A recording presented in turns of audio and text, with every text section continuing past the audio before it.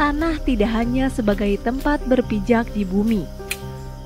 Bagi rakyat, terutama petani, tanah adalah sumber penghidupan yang membuat dapur mengepul, sumber untuk menyekolahkan anak-anaknya, dan masa depan yang bisa diwariskan. Banten pernah menyimpan cerita panjang tentang para petani yang berpuluh tahun berjuang demi tanah mereka. Tanah itu buat kehidupan anak cucu kita, bukan tujuan akan dijual gitu. Tapi ketika tanah dikuasai segelintir orang, ia bisa jadi sumber konflik, ketidakadilan, bahkan memutus harapan hidup masyarakat. Nama saya Omo. Di sini tahun 89 saya udah di sini. Udah menggarap di samping perusahaan ini, perusahaan PT Banten Pranger ini ya. Tahun 89 kita sama keluarga saya, sama bapak saya, saudara-saudara saya berkumpul di situ di samping perusahaan, ada tanah nggak digarap sama perusahaan. Tahun 89 saya nanam duren, nanam kelapa, nanam kopi, udah alhamdulillah berhasil. Bahkan tanah tersebut di samping perusahaan itu udah saya ajukan ke desa dibikin SPPT. Lalu alhamdulillah direspon oleh kepala desa, tanah tersebut dibikin SPPT, kita sempat bayar pajak 4 tahun. Tiba-tiba duren udah memanenkan, kelapa udah panen, kopi udah panen, tanaman-tanaman kita ya.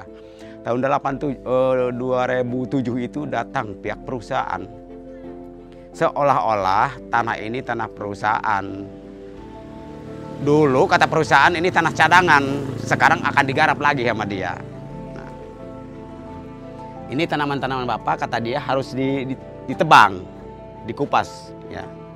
Alasan dia akan ditanam sawit.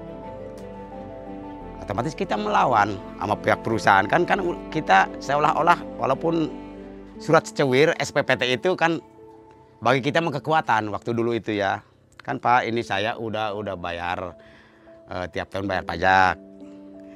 Tiap tahun bayar pajak ya ke pihak desa.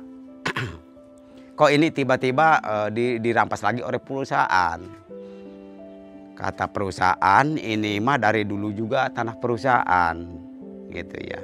Kok kenapa bisa di SPPT-an? Kan kita mengusulkan ke desa, kata desa ini bukan tanah perusahaan, tapi tanah namanya GG desa.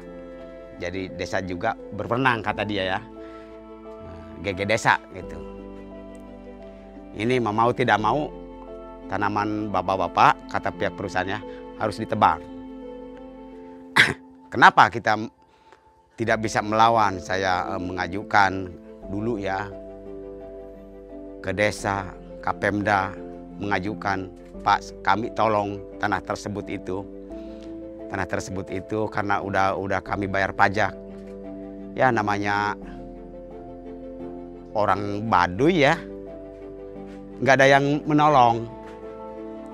Nah akhir kemudian kata pihak perusahaan, udah ini mah harus nyingkir dari sini, dari lokasi ini. Jadi kita mengajukan kemana-mana, pokoknya tidak punya kemenangan lah, kalah, pokoknya kalah. Nah,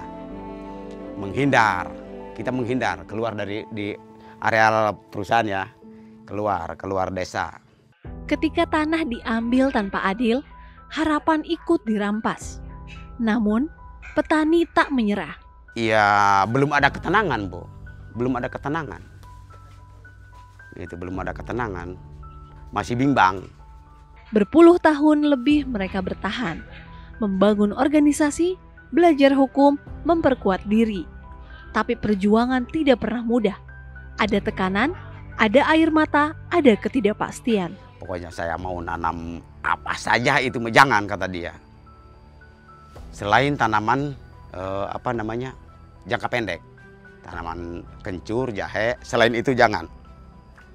Terus kita maksa kita uji coba melawan perusahaan. Saya menggerakkan ke anggota saya, coba kita dicoba nanam kayu keras, nanam kalabise, jabon ya, nanam mahoni, uji coba untuk melawan perusahaan. Pihak perusahaan itu sempat ya, pihak perusahaan sempat memanggil saya. Jadi kamu penggerak menanam kayu keras di lahan perusahaan, kata dia. Emang iya Pak? Emang kenapa? Ini harus dikupas lagi. Saya melawan. Saya yang nanam, ya. Kenapa saya yang ngupas? Kalau mau Bapak yang ngupas. Kata saya, pihak perusahaan, ya. Bapak yang menebang. Kan saya yang nanam. Masa iya tanaman saya ditebang sama saya? Kalau mau udah. Kan dia tidak berani. Tahun 2012 itu. 2012. Karena tanah bukan hanya soal kepemilikan tapi kehidupan. Dan dengan reforma agraria, kehidupan itu kembali ke tangan rakyat. Atau peran saya mah ke pihak BPN itu syukur alhamdulillah.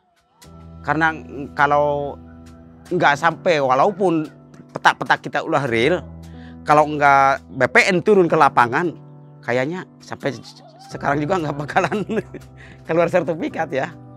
Udah ke lapangan, otomatis kata orang nggak bakalan lama lagi turun sertifikat. Kan pikiran saya juga udah berkembang dengan hati juga. Ya iyalah. Kata orang juga kalau udah turun BPN mah pasti berhasil. Pikiran saya gitu. Makanya ke pihak BPN juga saya bersyukur, terima kasih.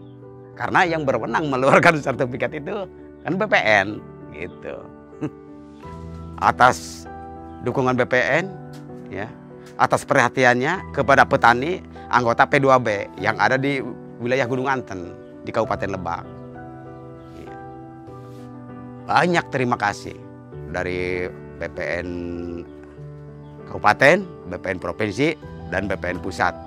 Bahkan saya mah waktu terbit sertifikat banyak rintangan, nggak bakalan dapat, nggak bakalan berhasil P2B tersebut.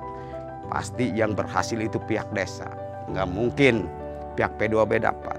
Nah, tiba-tiba syukur alhamdulillah 2023 itu bulan Oktober tanggal 27 terbit surat sertifikat. Bahkan waktu itu saya mau betul-betul nangis ya, nangisnya kegagas ya. Jadi saya itu kata orang nggak mungkin, kok bisa mungkin gitu ya, bisa mungkin. Nah, di situ tuh ada pengakuan dari pihak pemerintah. Nah, jadi dari 2023 itu kita nggak bimbang, nggak ragu untuk mengelola lahan ya. Tanah udah jadi milik kita, tinggal kemauan kita mengelola lahan. Dan kalau punya modal kita, kalau mau membangun rumah nggak ada halangan rintangan ya. Tergantung kita punya modal gitu. Jadi bersyukur alhamdulillah. Sesudah redis, alhamdulillah organisasi mendirikan aras, mendirikan masjid, musola. Kita berjalan mendirikan tempat pembibitan demplot. Ya. Sekarang walaupun belum beres, belum selesai, itu untuk penginapan. Ya. Kalau ada tamu-tamu nantinya bisa nginep di sana, gitu, Pak. Reforma agraria hadir, bukan sekadar membagi tanah, tapi mengembalikan hak, mengembalikan martabat, mengembalikan sumber penghidupan. Kalau nggak ada sertifikatnya, kayaknya kayak dulu lagi. Kayak waktu itu pengusiran di tahun 2007 itu di situ. Walaupun udah di SPPT sama kepala desa, gitu nggak ada sertifikatnya nggak bisa apa-apa kita kan. Gitu. Sekarang mah kalau ada sertifikat mah kayak kemarin menggugat pihak perusahaan, kita lawan kan kalah pihak perusahaan ke pengadilan, 7 kali ke pengadilan kemarin kan, sesudahnya ada sertifikat kan dilawan sama kita, kalah gitu. Kan ada tiba-tiba ada geng masuk ke lahan kita. Ke sesama petani kita mari tanah tersebut walaupun kecil kita kelola supaya kita bermanfaat untuk anak cucu kita supaya ada peningkatan ekonomi kita ya dari sekarang ke depan. Mari kita kelola bersama-sama lahan tersebut, dimanfaatkan. Pokoknya dari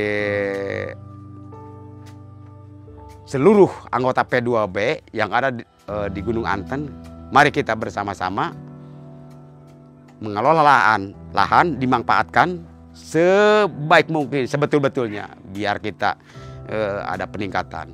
Gitu. Hidup reforma agraria!